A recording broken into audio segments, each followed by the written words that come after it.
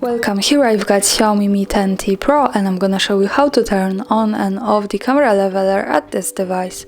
So let's start by tapping on the camera button to open it, and for now we are in the standard photo mode. From here let's go to the right corner to this button.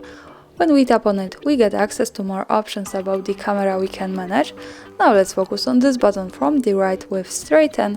By just one tap here we can turn on our leveler, another tap to turn it off.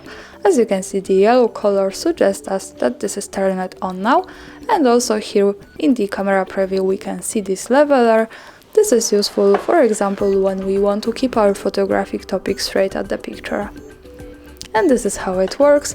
Of course, when we don't need this, we can easily tap on this button in the right corner once again and tap again on this one. And for now this is gone. And that's all. Thanks for watching, subscribe our channel and leave the thumbs up.